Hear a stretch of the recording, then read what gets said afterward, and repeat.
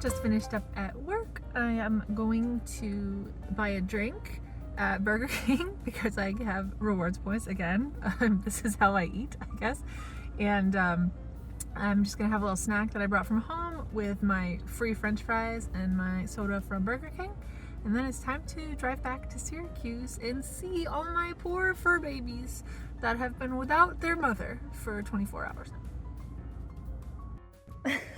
I left my snack in the car too long, so I guess I'm not having this right now because my pickles and olives and cheese are all frozen solid.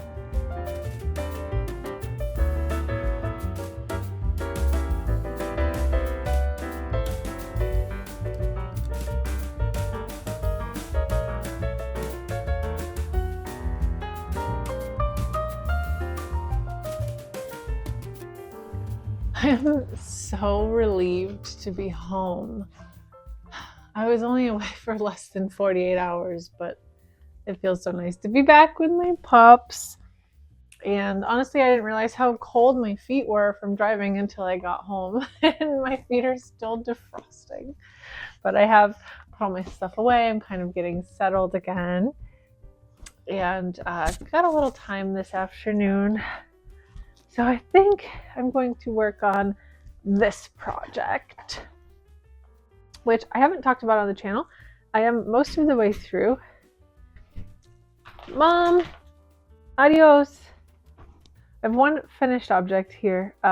These slipper socks. These were really quick and fun to make. I kind of made them around Thanksgiving week. I'm making 2 pairs. So this was a pattern I found in this book, which is one of the many I inherited from my grandma when I inherited her knitting pattern stash. The other day, I said the other day, I meant a couple weeks ago, I felt like doing something chunky. I had the idea to do slipper socks. I really love wearing thick, warm socks in the winter, and I thought it'd be a nice gift for my mom and for my sister to make some slipper socks.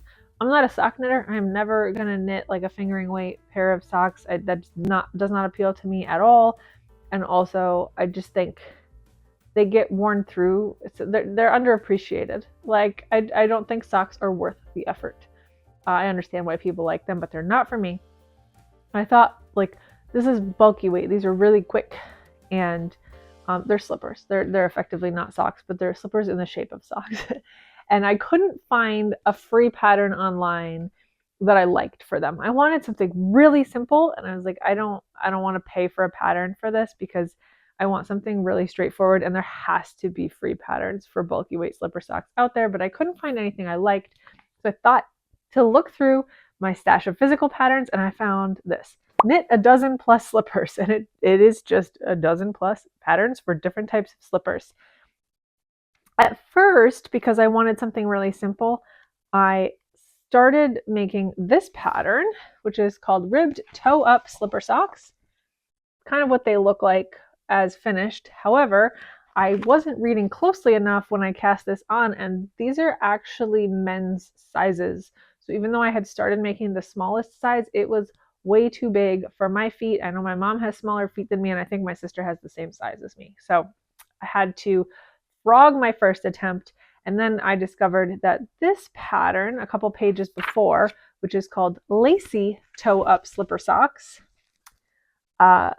is made for women. Now I don't understand why men get a plain simple ribbed pair and women have to have only a lacy pair, and there's not at least women's sizes for the plain ribbed one, but whatever. So what I did was just use the stitch counts for the lacy toe up sock, and I omitted the lace pattern and just did 2x2 ribs for the cuff instead, because first of all, I don't feel like doing lace on bulky double pointed needles, and also I used this really fuzzy novelty yarn that kind of reads like boucle, and you absolutely would not be able to see the details of lace if I had done it, so it would not be worth it. I have made 3 of these socks. The pattern called for a lot more yarn than I actually used. I have 2 skeins of this yarn. This is a novelty yarn from Annie's Knit and Crochet, also inherited from my grandmother because I never subscribed to Annie's Knit and Crochet Club, but I have a bunch of stray skeins from them, usually pairs, that belonged to my grandmother. It's entirely synthetic. This is 5.5 ounces and 132 yards. The pattern book told me I was going to need like 300 grams of each for each pair. And I had 2 balls of this, so I was thinking I would make 1 pair out of this yarn, and then I had another bulky stash yarn picked out for the other pair. But I made the first pair out of less than 1 ball of yarn anyway, so I've just decided to make them identical. So I do have a 3rd completed one here, and then the 4th one is just started, but I do have the toe done. And honestly, this pattern is so simple. It's exactly what I wanted. I literally made the first one. Told you I had a false start where I cast on the other pattern, but after I frogged that and cast on again and made the actual sock that I ended up with, I haven't looked at the pattern since. I accidentally memorized it, making it once. That's how crazy simple it is. And I made the other 2 socks from memory, and they match exactly. So I don't think I made any mistakes. So I've already started on that 4th one, and I'm thinking I might be able to wrap that up today. That seems like a nice, concise, simple project that I can work on while I watch some Vlogmases before I get a head start on editing this video. So I'm going to hang out with my dogs and do a little snuggling and just maybe finish up this little slipper sock and get one more Christmas gift knocked out.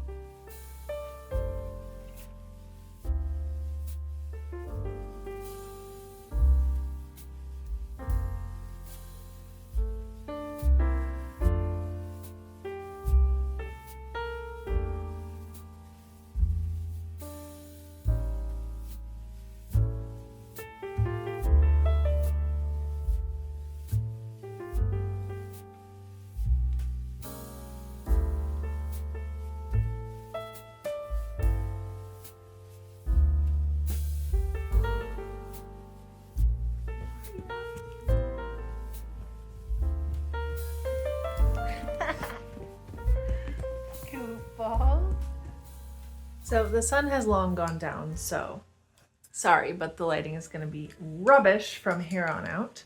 But finished the foot. These go so fast. Truly, these socks, each sock beginning to end only takes a few hours, really. So when I started talking to you about it a couple hours ago, I had just passed the toe, probably about this far. Since then, I've knit the entire foot. I did the heel. there are 24 stitches around on this entire thing. So like turning the heel takes like 10 minutes because it's really quite quick. The heel and toe are the same on these. They are wrap and turn short rows, which I don't normally like wrap and turn because I think that I'm not good at doing them tidily and they get really sloppy looking. But again, this fuzzy yarn, there's no way you're gonna see the difference either way. So I didn't think it's a big deal. And that's the simplest way to do it, is follow the pattern. So I'm already in the ribbing section. This basically has like an hour to 90 minutes worth of work left on it, but I have started editing my videos because this bit takes a lot.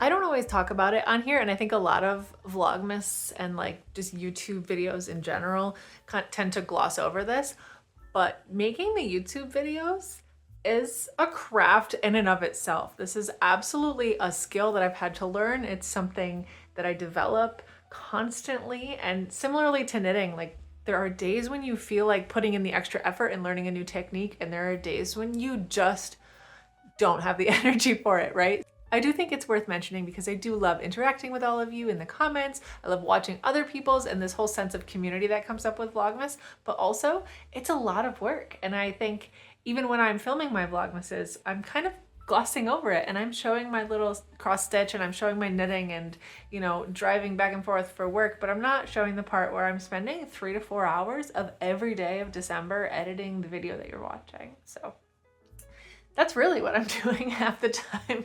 If it seems like my days are a little light, it's because I'm working behind the scenes. That said, there are a few more things that we could be talking about in the comments. Now, I last year kind of ran out of topics partway through the month, so I asked you to ask questions in the comments just so I can do a little Q&A session later when I run out of things to talk about. So that'll be fine now if you start leaving your comments with any like questions that we can do like a sort of ask me anything later in the month when I have a slow day that I can fill in with questions from comments. The other thing I wanted to point out is I was asked to discuss the hand knits that I'm wearing in the videos, which is so obvious. I should be doing that anyway, but I kind of got sidetracked and did a dozen other things and didn't think about it. So I responded to that comment with my thing from yesterday. From now on, I'm going to try to mention it. And even if I don't, I am going to include the project page link in the description if I have it. If not, I will include whatever information I do have in the description so that you can look up the project, the yarn, the pattern, everything for my hand knits. So this one is the California sweater. This was a test knit I did for Knit California, and I love this one. It's really a little bit lightweight for winter, but I'm wearing it over a long sleeve shirt, and they're really comfy, but you know, it's a California sweater, not quite a New York December sweater. So I've been wearing it because I like the way it looks, but it's maybe not quite as insulating as I need this season. Anyway, for now, I am going to continue editing the video. I might continue working on that slipper sock, a couple rows here and there as I'm editing. And otherwise, I have a little less than an hour before I need to go gas up the rental car, go drop off the rental car, and then my husband will drive me home when he's out of work.